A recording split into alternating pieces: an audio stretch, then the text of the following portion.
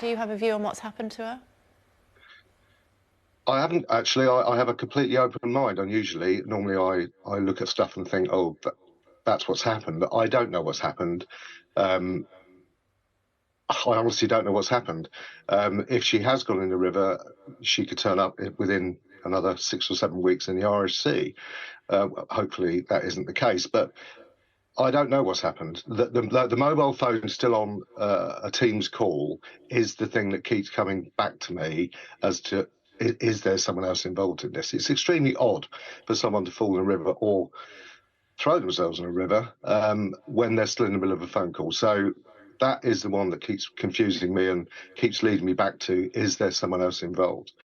We term pulsers, and they've been following a nationally recognised doctrine around search strategy. Yeah, one thing that was interesting was there is a bit of a blame game starting now, which is seeing essentially the police starting to point the finger at the public a bit and going, well, you've been distracting us with wild theories, etc. For me, that doesn't quite hold water because it's actually the family of Nicola who appear to have been interacting with the press and the public a lot more than the police. Joining me now is the editor of Lancashire Post, it's Nicola Adam. Nicola, thank you very much. Councillor, what did you make of that statement from the police officer there who was essentially saying the public have been distracting the police here and potentially having some negative impact on their investigation? I thought that was odd.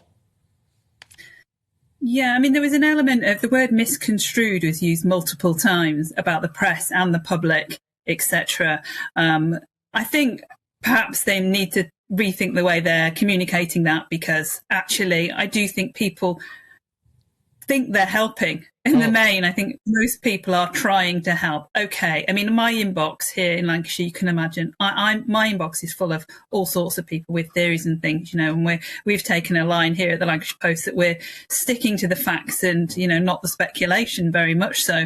But yes, there's a lot around and people do have theories, but a lot of people genuinely think they can help, you know. You know, it goes through there's across, some people genuinely have bits of information which, you know, we're certainly passing on to police, and whereas others, you know, so some people like pet psychics and this kind of thing, a lot of these kind of people coming on with solutions which perhaps are not so practical. And I do understand that the volume of information the police must be getting must be, you know, enormous, and a lot to handle, and not something they're used to dealing with. I think there is that, and I do think the police are handling it fairly well, to be honest. But I think, yeah, you're right in that I don't think blaming anybody for anything at this stage is going to help anyone. I'm going to return to the police and how they may or may not be handling this in a second, but they keep using this line of specific vulnerabilities. It was a high category missing person case because of specific vulnerabilities. Do we know what that really means? Well, we don't at this stage, but I mean, the indication was there right from the very beginning that there was something else they wasn't telling us, simply because if a person goes missing, normally there would be a kind of waiting period first. They'd normally give it like 48 hours before they swing into full investigation, search and kind of communication to the press mode. But this was very fast.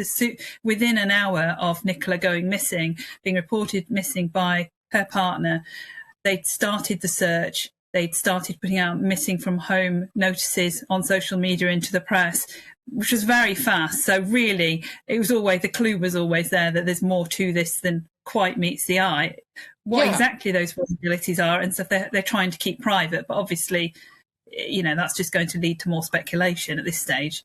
Well, this is the thing, and it's such a difficult case not to speculate on, and every single person obviously wants to have the respect for the family and for Nicola and for the police as well, frankly. But we are here now, day 18, 19, I lose track, frankly.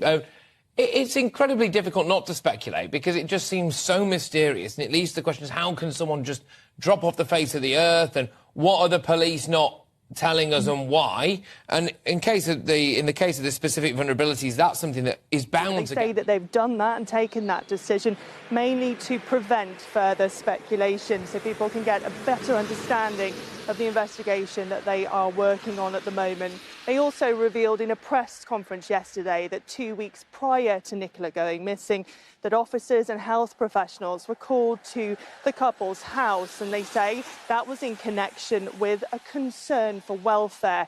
They say at the time no arrests were made though, but they are continuing to investigate that incident. Detective Superintendent Rebecca Smith gave this update yesterday at a press conference for Lancashire Police.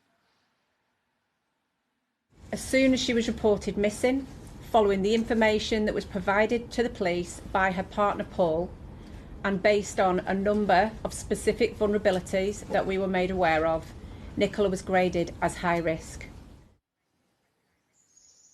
We're now, of course, almost 3 weeks on. It's 3 weeks tomorrow since Nicola went missing. It's been revealed that 40 officers are working on this case. They've searched 300 premises, or they've visited rather 300 premises and spoken to 300 people, and they've received 1,500 pieces of information. But they say it's still their working hypothesis at the moment that Nicola fell into the water. They're still searching the river. They're down the river at the moment towards the sea where they're carrying out their search. But they say they don't believe from any of the evidence they have at this stage that any third party was involved. As 3 weeks on, they continue to look for this mother of two. Because I can assure you, we are, and we, as much as everybody else in this country, wants to find out what's happened to Nicola to be able to give her two children the answers they deserve.